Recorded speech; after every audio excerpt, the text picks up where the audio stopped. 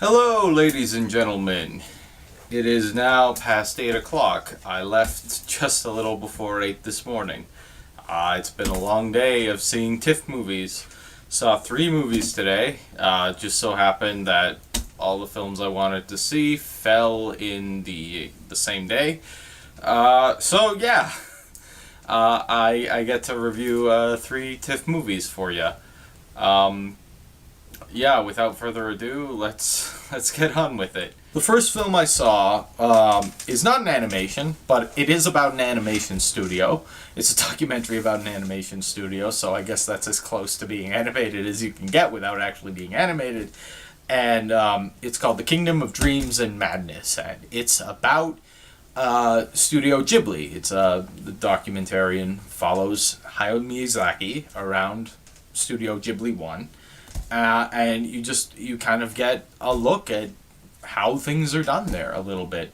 I will say the documentary is more of a character study of Hayao Miyazaki than it is an inner workings of Ghibli, because I feel there's a lot we didn't see. I know that, for example, their last traditionally painted, where the cells were last painted traditionally.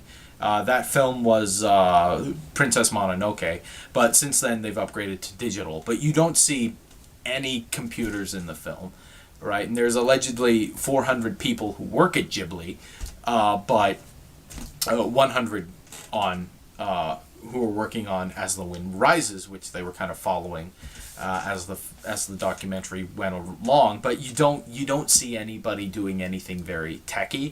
Everybody's just kind of sitting at a desk with pen and paper or pencil and paper and watercolors, and occasionally, they'll see dailies on a screen or something like that. But you don't really see any compositing or touching up or editing or anything that would have been done on a computer. And I feel that was carefully done. It was they make the studio seem really homey, even though I know there's definitely bits of it that, it's a business, right? It's got to run like a business. But there's a lot about it that there's a lot about Ghibli itself and how it's run that kind of surprised me, because it just didn't really occur to me all that much before. For example, Hayao Miyazaki's desk is just in a corner somewhere of the studio.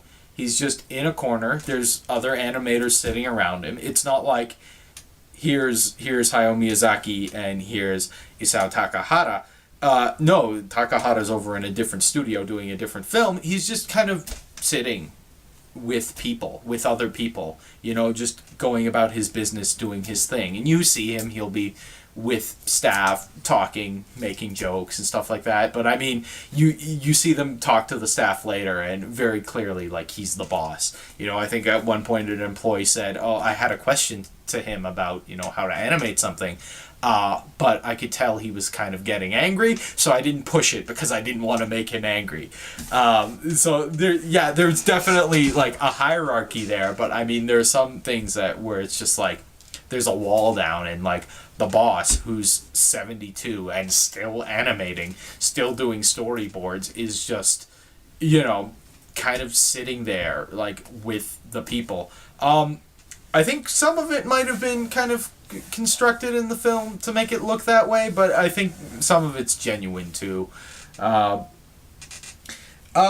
film is more about Hayao Miyazaki than it is about Studio Ghibli. They do talk about Ghibli. They do talk about how Takahata was a director at Toei, and then he basically discovered Miyazaki, and then one of them moved, and the others moved, and then he and Miyazaki and a producer basically helped form Studio Ghibli,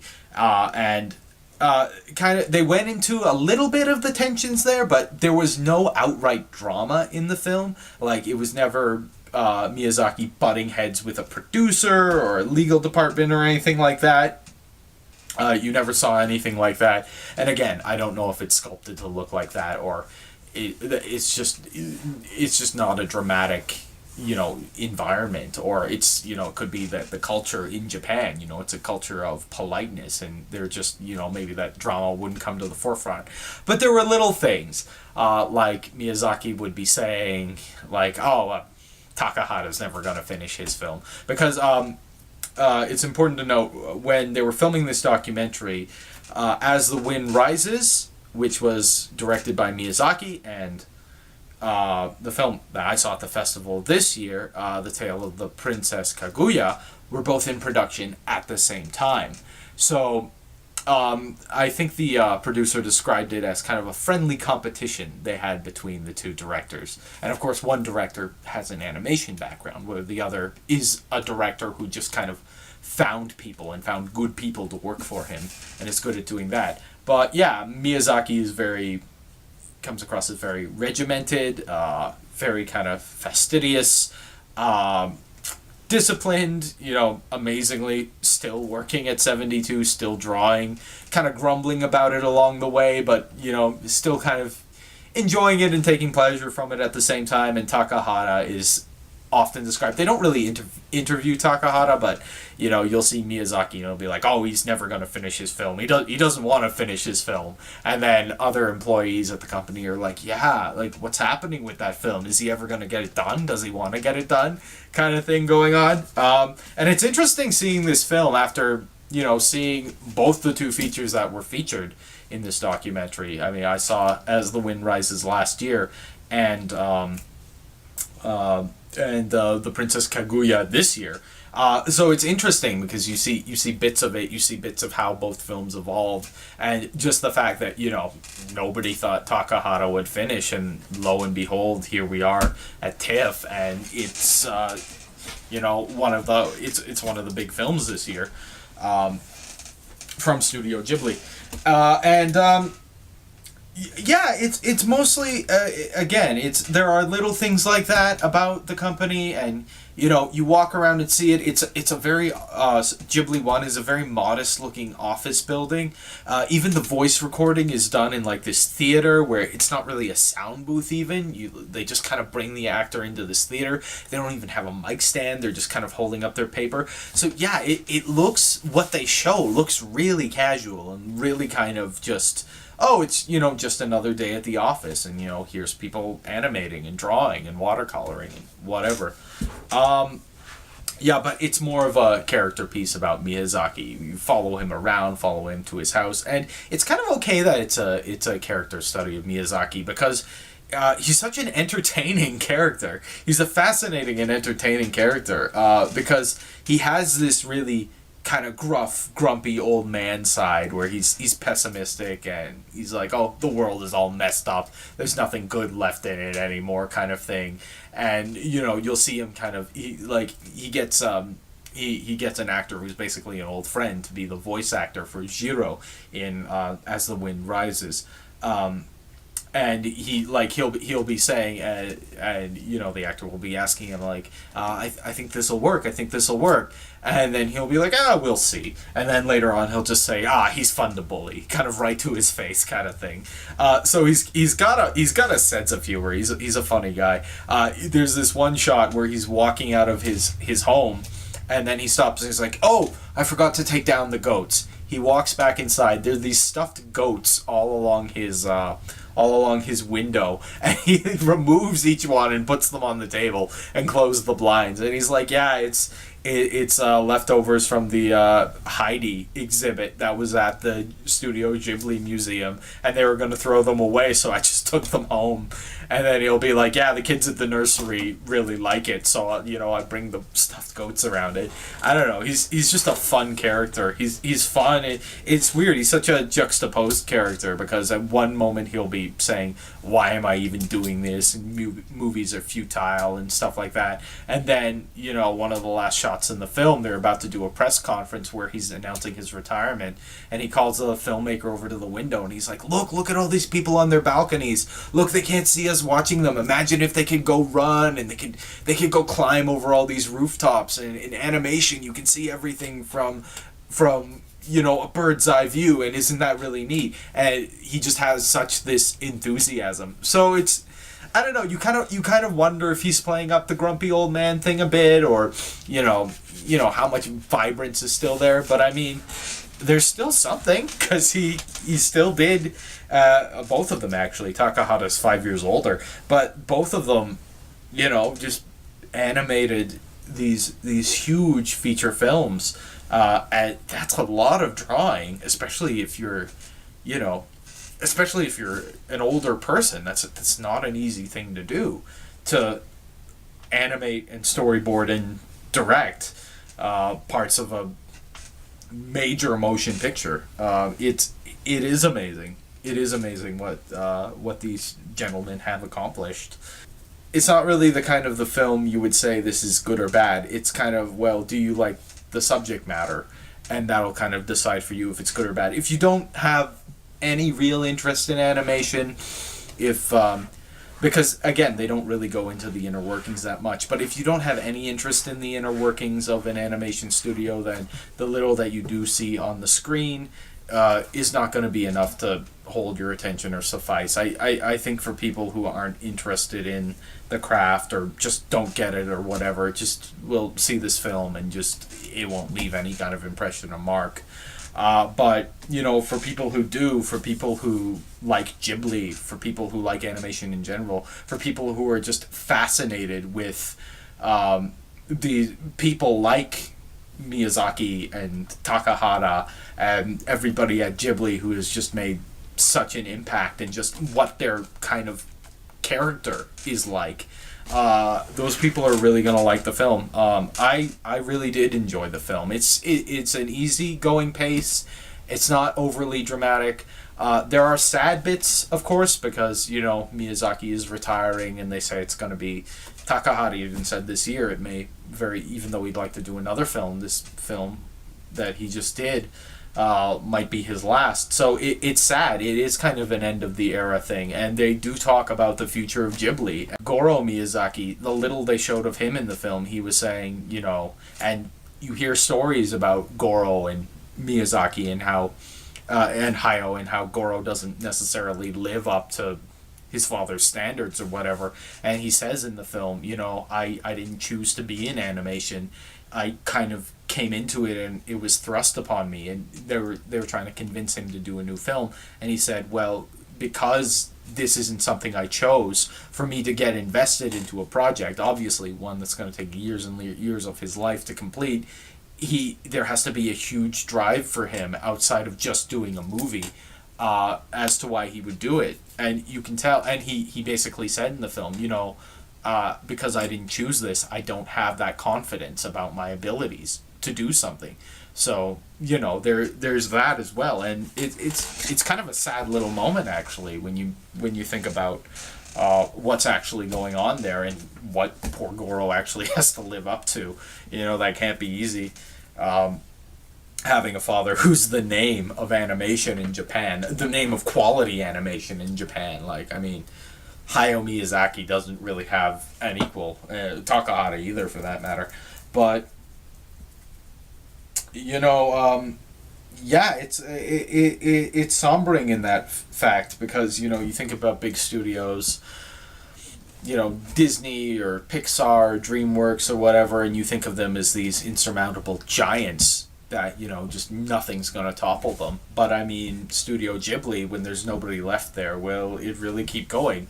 I kind of hope so, because I mean, love or hate their films, they create something interesting, they create something new, and again, they are one of the few places still doing hand-drawn animation, and that's a special thing. I mean, I'm not really one for one form of animation is better than another, but I mean, again, I would say the same thing about claymation, which isn't hugely in use. If Aardman or Leica stopped doing stop-mo or something like that, I would see that as something very sad for the industry, because these are beautiful forms of expression, and to lose that would be to lose a specific studio or a specific group of artists way of expressing that, as Ghibli has a very distinct style with their films and Miyazaki has a very distinct style with his films.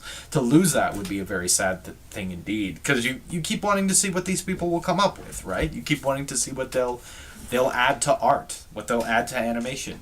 I don't really know. I don't know the industry side of it. I don't know there was a lot of talk in the film about this merchandise is doing well, this merchandise is not. We need to be looking at these markets. You see there is that side of it as well.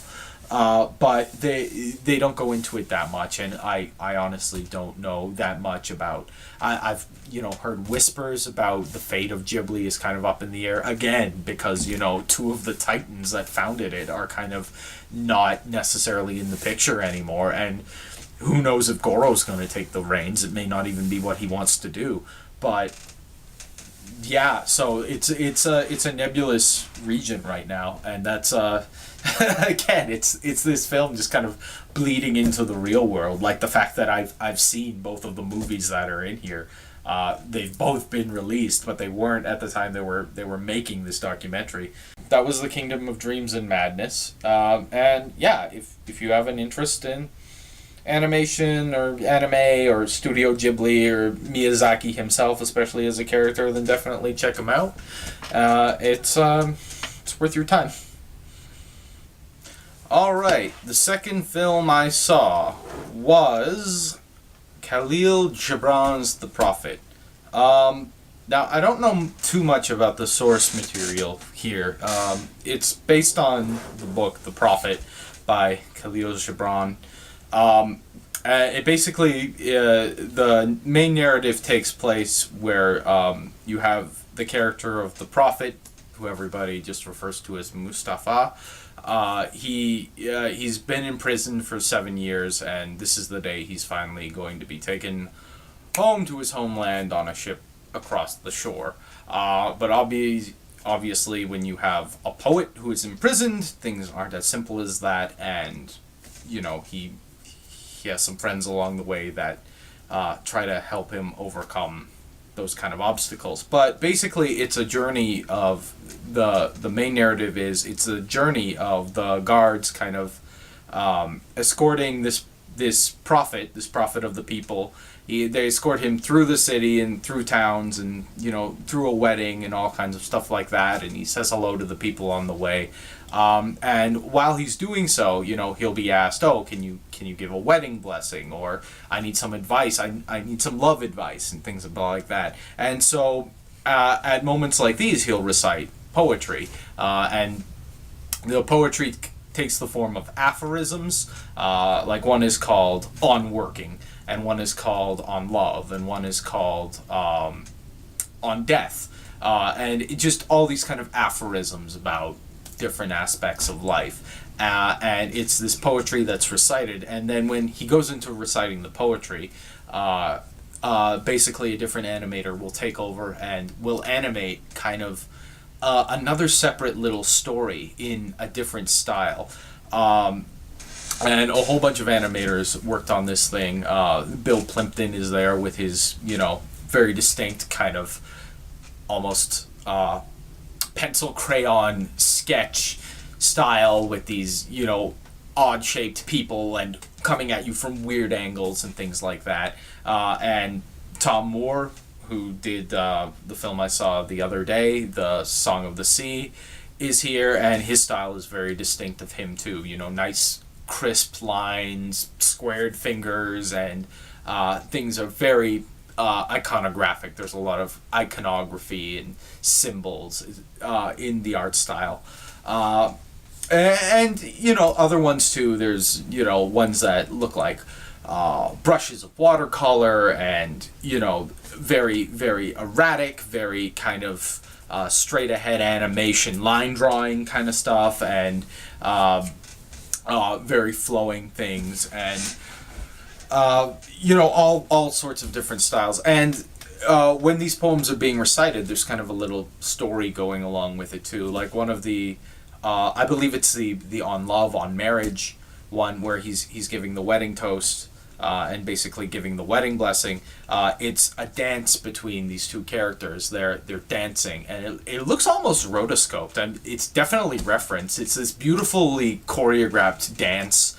And at one point, a wine glass falls and shatters, and there's glass everywhere. And then they continue dancing. So there's kind of little stories. There's one about love, where it's about these two lovers, and there's procession going on where there's all these people wearing masks and red robes, and they're being separated from each other. And things like that. There's one about there's a fire in the forest and the stags are running away, and then the turtles are running away, but they have to swim away as well. So each one kind of has a little story to it. The default art style, I believe it's Roger Allers of the one of the directors of Lion King, did this film and did the main art style for it, and it's a very kind of Disney DreamWorks-esque kind of character animation where you have like the bumbling guard and then his kind of scrawny but lovable sidekick and things like that, and it focuses on this, I guess, the kind of the protagonist is the prophet, played by Liam Neeson, which, by the way, great casting choice if you're going to have somebody recite poetry to you for, an hour and a half, 2 hours, however long this was. It's just great choice. I could just listen to Liam Neeson recite poetry at me all day. It was wonderful there. But it begins with this young girl and her mother who works in the prophet's house, cleaning up, bringing him food while he's in his forced imprisonment, and her daughter follows along and is kind of seen through the daughter's eyes. So the daughter doesn't talk anymore because the father passed away in the dreaded off-screen disease. But yeah, it's kind of, we see things through her eyes, and they kind of, her and the prophet kind of have a little bit of a bond. They only really meet in a day, but they kind of they form a little bit of a bond. He's a very soft-spoken, laid-back kind of character. He's very just kind of at peace, even though he's in prison. He never really gets angry or upset, even when he's being forced to do things he may not want to do. He just kind of sees the world as this one big thing and can kind of identify each piece of it. And he's kind of very at peace and sees everything. And this is reflected in the poetry too. Everything's really about the balance between things. Marriage is a balance between the husband and wife, and death is a balance between life and death, and renewal and decay. And work is a balance between you being humble and knowing your place in the universe, and being able to take part in something that's infinite as well, like the universe. So this film seemed more kind of like a experiment than a film, and I don't mean that in a bad way. I mean, it seemed like the focus was not on the central narrative. It was more on giving different animators ways to bring these different poems to life. And if that was the goal, great. I think that's a wonderful goal to have. I think it's wonderful to take something from one medium and try to express it through animation. And these poems really lend themselves well to that. Some of the poems have the narration of Liam Neeson speaking them, and some of them are converted into song. And the song in the Tom Moore piece in particular works really, really well with the animation. I don't know what it is. It just does. He's just batting 100 this year at TIFF. Tom Moore is. But I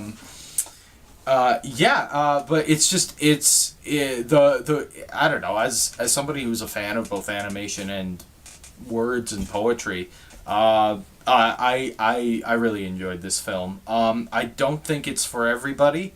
It's definitely, it would fall under the category of experimental or artsy, even though the kind of main narrative is fun and has kind of Disney quality animation where the characters are, cartoonish and floppy and bouncy, and, the little girls running around the roof and climbing on things and squawking at birds and, just having fun that way.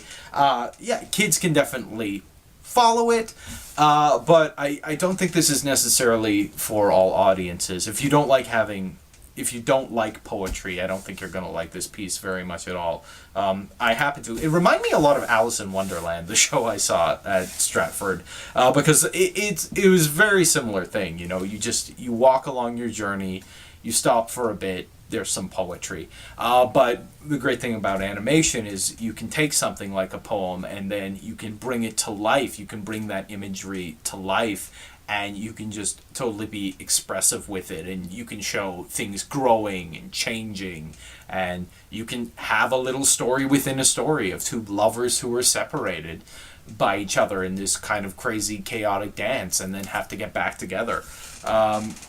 Yeah, but it's fun too to see all these animation styles. They're vibrant, they're colorful.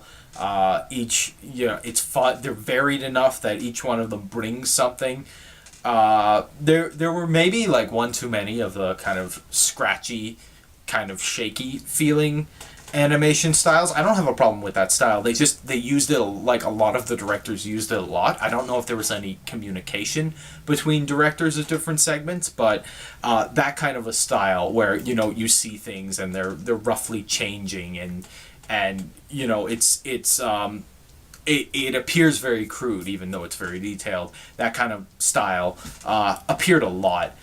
It would have been nice to have a little more variation, but I mean, there were things that were a little more cartoony in these pieces, or that looked like a brushstroke oil or an oil painting or a watercolor, or there was one that was very, very symbolic. It looked like it was being performed by.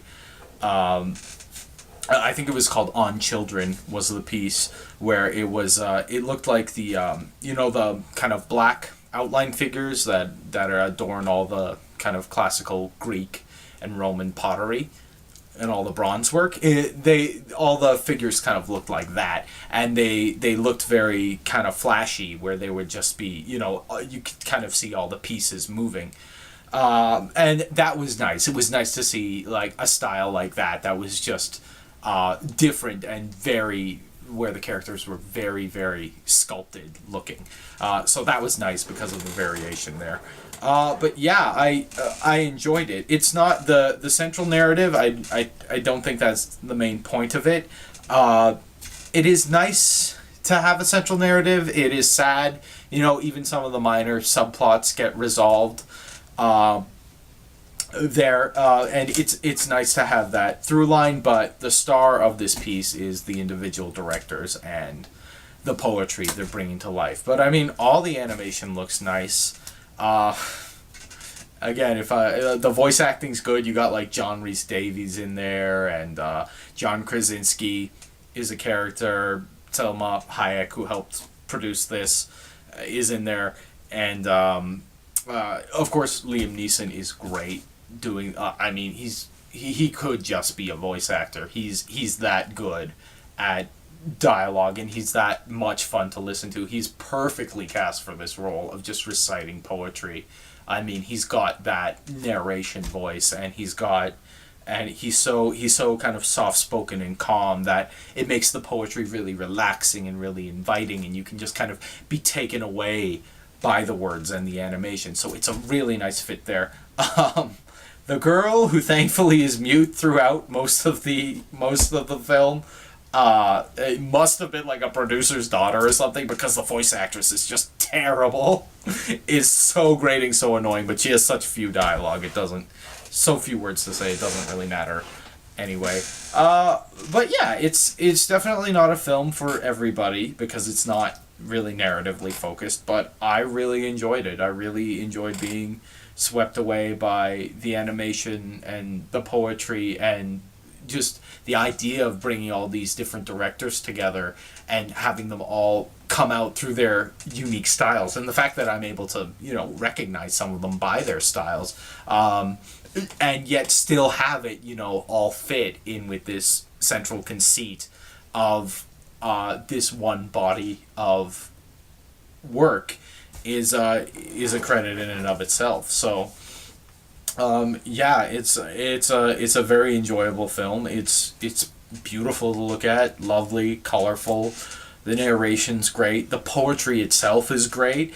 And I'm really glad I was exposed to this poetry through this film, because it's not something I necessarily, well, I might have heard of it in passing, but it's not necessarily something I knew of that deeply before, and it's just brought to life in this film. And if that's the purpose of an experiment like this, I've got to say the experiment worked, and I'm glad to have been able to witness that. The last film I saw was called Bang Bang Baby, a sci-fi 1950s Canadian rockabilly musical. So yeah, it's a unique one.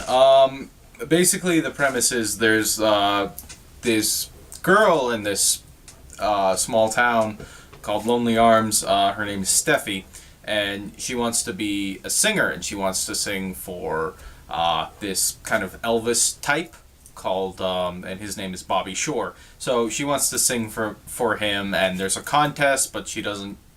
She gets in, but she can't end up going because she has an alcoholic father, and she has to take care of him.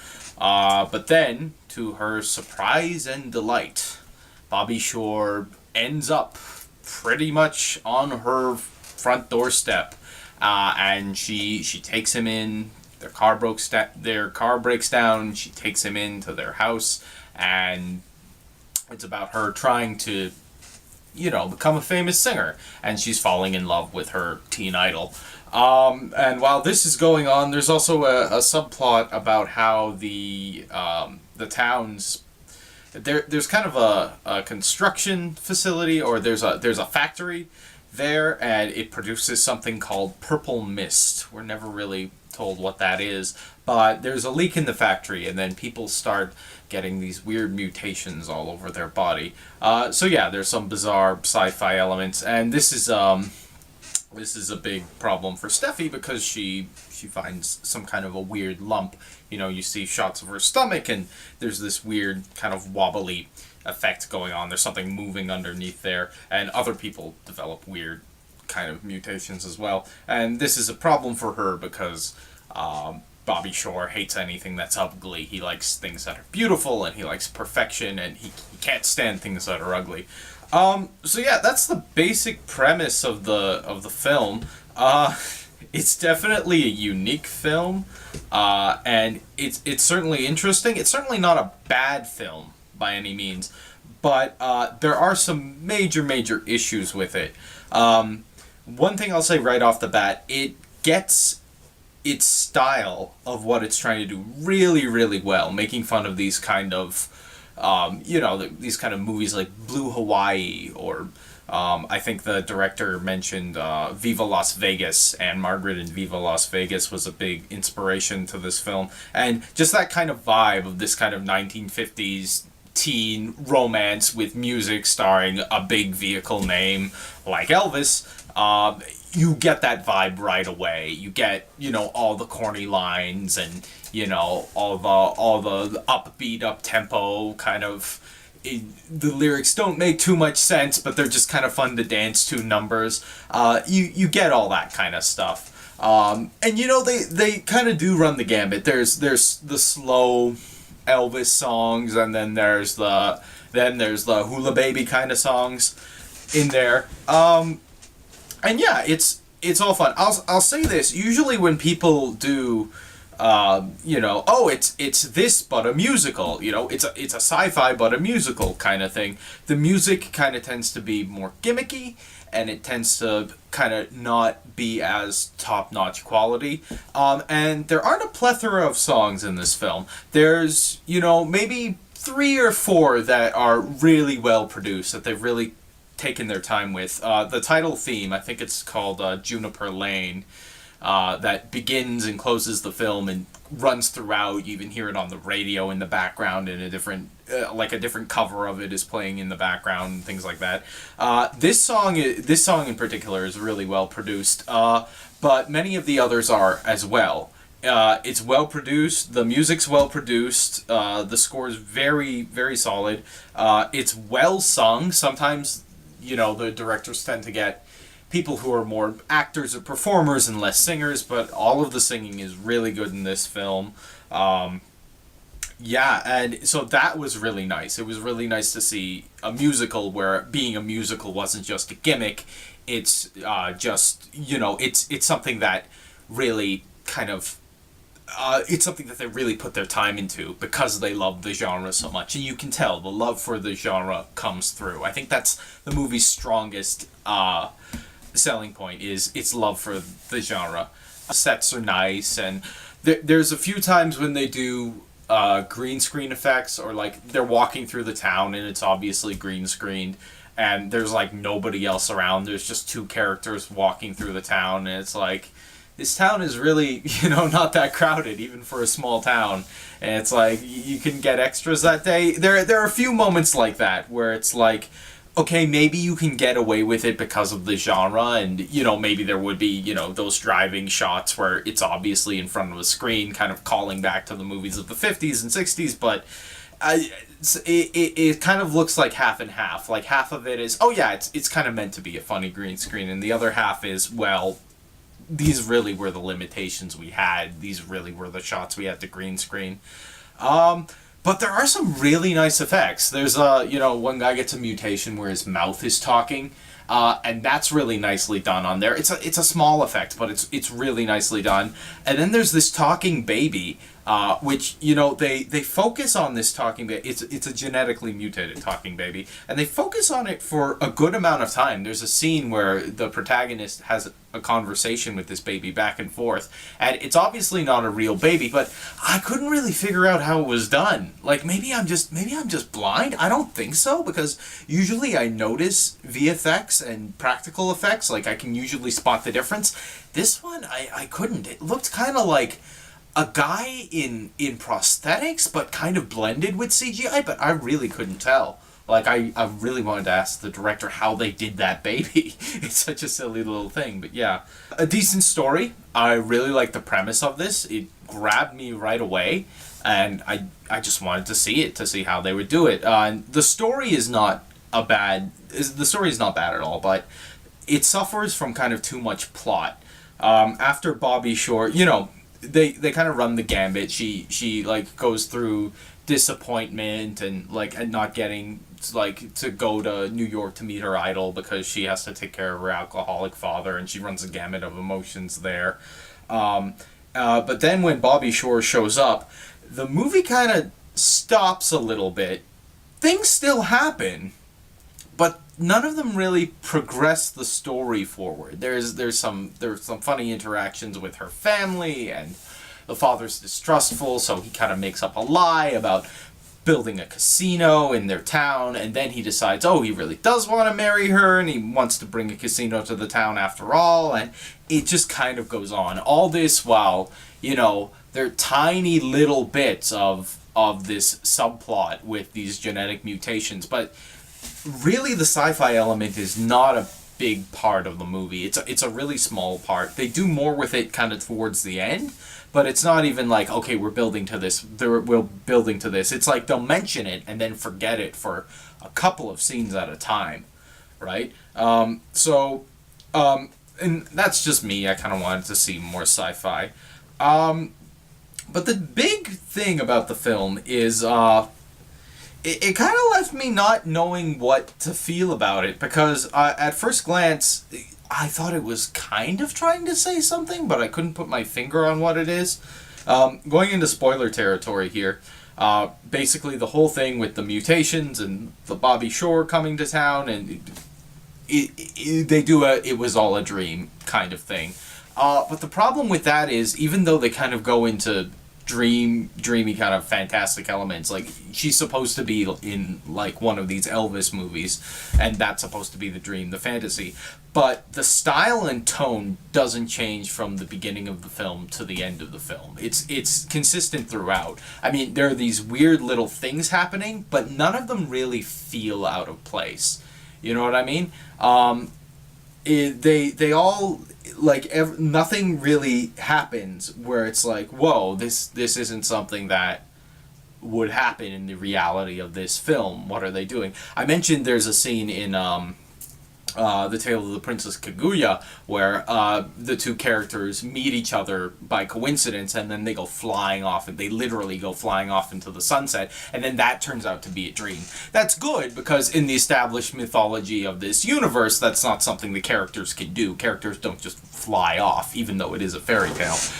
So that's one thing that they got right. But here, it's like everything seems consistent, and then suddenly, oh, it was all in her imagination. But we have no frame of reference for that. And I got it by the end, but it was kind of like, oh, so that's where they were going with this? And it kind of doesn't jive. The film never goes all the way in any direction, right? Like, again, I was talking about everything seems in the realm of plausibility. There are goofy moments, but nothing really feels like, oh, I'm being a fake, Elvis movie stereotype kind of thing. Like, you kind of buy into everything that's going on. It never goes too far. You could kind of buy a character like this Bobby Shore being a real person. Just because of how over the top some celebrities are in real life, and the fact that the actor playing this character never goes, he never goes full over the top with it. I mean, some of his lines are, but the portrayal, all of the performances are very much grounded in reality. I think that's a big part of it. And this isn't disservice to the actors. They all do a good job. But the way they're directed is they're very much performing in the realms of reality, even though the situations are over the top. So you buy these situations because the tone of it is very, this is just a real thing that could happen. The alcoholic father is less a archetype than just, something that she has to deal with. And you could kind of see somebody dealing with a situation like that, even today. But, I mean, especially at the time. The way, she has to get daddy her medicine and his medicine and send him off to bed kind of thing. That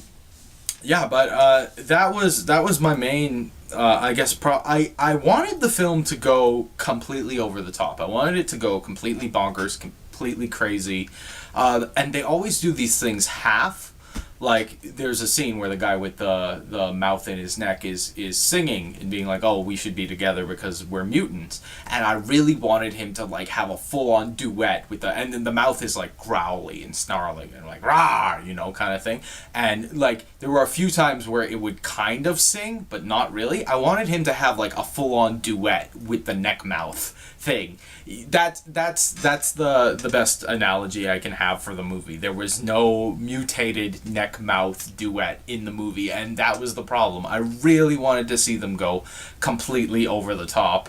To do that, you would need, I guess a bigger budget for some of the practical effects. Make the mutations really gross. And have more musical numbers, have more over-the-top musical numbers in here. There are some numbers that go on for like 15 seconds and then end, but there's 4 or 5 that are really nicely produced. That's basically, for what it is, it's unique. You're not going to see anything like this anywhere, I think. It very much is a love letter to this genre of films. Even if you haven't seen films like this, I'm not particularly a fan of films like this myself, but I get all the tropes, right? I get them right off the bat. They're made so incredibly clear, and that's something to this cast and director and crew's credit, is that they were able to convey that entirely well, and I think that's the main thing that needed to fly in this film. Okay, let's talk a little bit about TIFF in general this year. The way the festival ran, how it was set up, all those little things. General things were, very prompt. Things moved along very quickly. You moved from, there'd be lineups and whatnot, but from moving, to your theater or into your theater, having your tickets taken, to actually watching and screening your film was a fairly efficient process. I think they reused one commercial from previous years. It might have been more, but it's the one where everybody's, they're showing different movie clips, and one's like a zombie movie and one's like a western, and people keep repeating the phrase, we'll get through this, we'll get through this. That was reused. And another one might have been. But yeah, not too many new commercials. TIFF commercials, but I don't know. They're always fun to see the little TIFF commercials they have before the film. I don't know. There's nothing really I can complain that much about. I mean, the same foibles are still back there. Like there'll be some theaters where there'll be huge like chunks of the theater reserved for Visa members or whatever. I get that's kind of how they make their scratch, how they're able to stay in business just with these memberships and stuff. But I heard people even in the theater I was at, like, I didn't have this problem, but I've had it other years. People were just talking about how annoying the Visa Gold lines are, where you're lined up and you're at the front of the line, but then there's this Visa Gold line where everybody gets to go in before you, and how that's annoying and stuff like that. I don't really think that's going to change anytime soon. I think they're just that's the way they run it. They it's paid priority treatment, and that's the membership helps the festival run. I guess it's a kind of necessary evil kind of thing where it's really annoying for everybody else, but I mean it kind of helps the festival go on. So there's that. One thing they really, really, really need to fix is they need to just have online ticketing. They need to have online ticketing where you can print off your tickets at home. It's stupid that they don't have it. It is absolutely stupid. I can't imagine the reason why they don't have it. It's 2014 in this day and age. It's the kind of thing where a lot of the venues don't have box offices either. So you'll go to a venue, and unless you've gone to a specific location, one specific location beforehand, waited in lineups, which it's crazy how long these lineups are to pick up something which you've already paid for. I mean, just from a consumer standpoint, it's insane. But I mean, to have that, and then on top of it, to have that at one location, and then to have it where you have to take that ticket and then go to another location, not just picking up your ticket at the venue, at certain venues. I mean, that's ridiculous, and it can all be solved with online printout at home tickets. That would make everybody's lives so much easier. There's no reason why it shouldn't be in place. Taffy does it. TIFF can do it. And Taffy's been around for 3 years, so if they can do it, there's no reason why TIFF can do it. I mean, I can't imagine a reason why they're on this backwards dinosaur ticketing system. Like, it's stupid. The one thing they do about it that's good is if you have same day tickets, instead of just picking up your entire package, they had windows at the King Street pickup where you could go and you could just pick up your ticket for the show that's in an hour. That was really good that they do up, and they do that, and there's usually no line there, so you can just walk right in, pick up your ticket, and go. But I mean, all the ticket pickups should be like that. I don't know why it's as long as it is. I don't know why it's as convoluted as it is. But I mean, all of that solved. Printed home tickets, right? I mean, a barcode scanning machine will work either way. It doesn't matter if it's printer ink or you print it out at one of those ticket printing things. So yeah, that's stupid, and that needs to go. Yeah, but in general, I can't say anything else. They closed down King Street for a day, and they had like a lot of people with kind of free stuff and free giveaways, and I think I got more free stuff at this event than I did at the CNE or Pride or any of those events.